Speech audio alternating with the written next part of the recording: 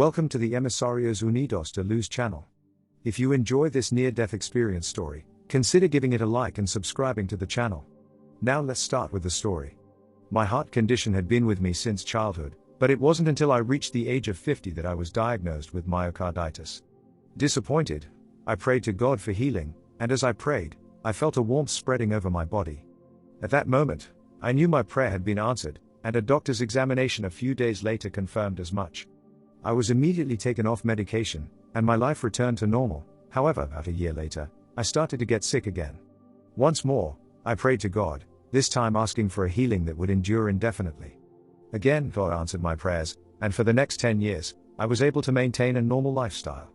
After 10 good years, however, I began to feel worse than I'd ever felt, and this time, I decided to follow the doctor's recommendation to have a pacemaker installed. Several weeks before the operation, I was feeling so terrible that my wife called for an ambulance to take me to the hospital.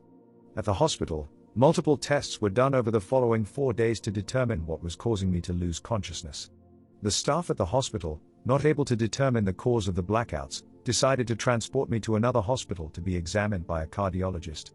The cardiologist at that hospital decided to place me in a medically induced coma so that more tests could be carried out. In the induced state of unconsciousness, I became so tired of struggling for every breath that I decided to give up and leave my body behind. As I began to separate from my body, I could feel it struggle to maintain a connection with my awareness.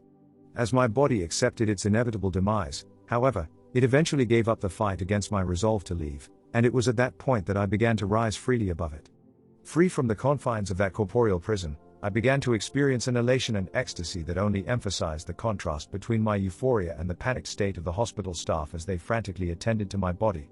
I then looked upward and noticed a glint of the most captivating light, which seemed to grow in size with each passing moment. As I focused my attention on that enthralling heavenly light, my entire world became the light as the shimmering points of light engulfed me. As the light pervaded and suffused my being, it felt as if I were being embraced by the most profound, pure, and prodigious love. Suddenly, I found myself standing in a place that felt like my true home, a place where I felt I truly belonged. I felt so completely and powerfully connected with that place, the place I now refer to as heaven, that my affinity with it seemed to transcend even the most profound spiritual connections I felt with God in my human life. Heaven made me feel as if I were part of something greater than myself. It was as if the sense of belonging I had been searching for my entire life had finally found me and become a part of me. Suddenly, I began to hear the unbearably overwhelming clamor of a billion people praying.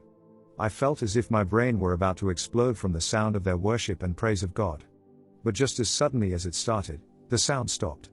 It was then that I suddenly found myself atop an edifice, looking down upon a gathering of people near a colossal city.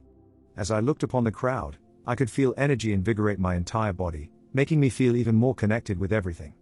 I breathed in an aroma reminiscent of honeysuckle in the spring, yet its fragrance was so potent that you could also taste its sweet perfume. "Stephen, take note of all you see and hear," I heard a voice say as I looked upon the city below.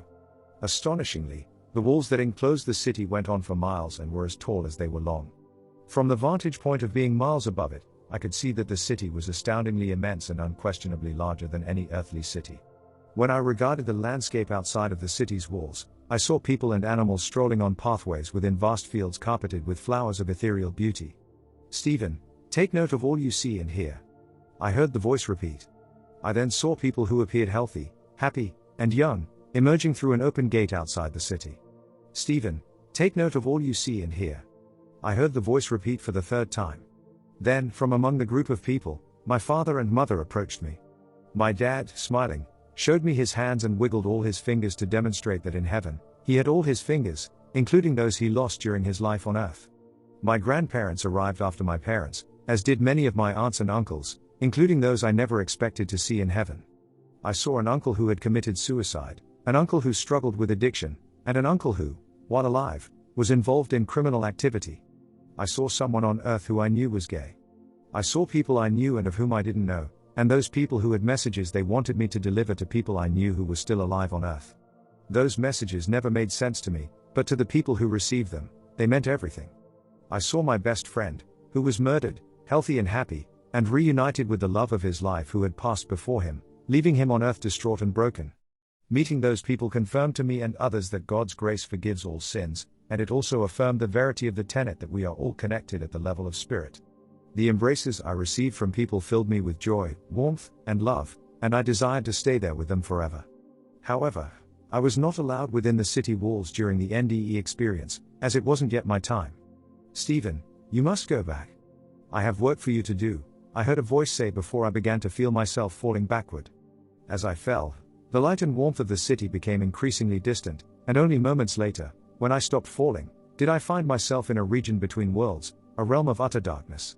"Stephen, take note of all that you see and hear," the voice repeated once more. I then found myself clothed in a hospital gown and floating above the floor in a supine position, yet I knew that the room with its subdued, waning, and flickering light was not a room in any hospital. The room, with its solid walls devoid of windows or entrances, was more like a prison. In that domed space, I felt as though some invisible force was restricting my movement, allowing me only to move my head and neck. As I scanned my surroundings, I saw that the room was, in fact, a cave, yet unlike any cave I had ever seen before. The cave, with walls that appeared to have been carved millennia ago and had since worn to a polished shine like onyx, appeared to be covered in an alien script. Extraordinarily, the script kept changing however, and from the very top of the 15-foot wall, lines of script appeared as if they were being written from right to left.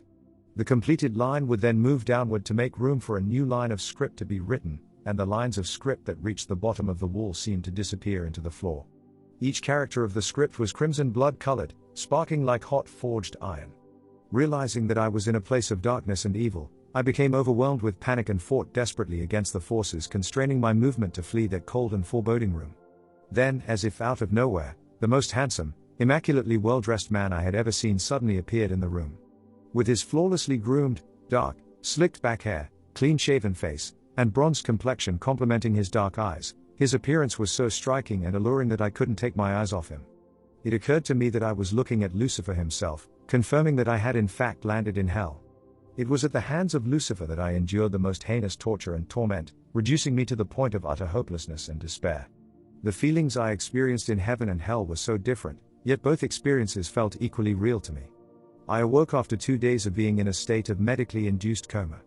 I received the operation to implant the left ventricle assist device. My health is much better today after receiving the implant, and I feel much better than I have felt in years. Having visited heaven and experienced divine love has had a profoundly positive effect on my life. I want to end my account by saying to the reader that no matter what you are going through in life or how bad things seem to get, if you believe in God and leave it in His hands, things will always get better.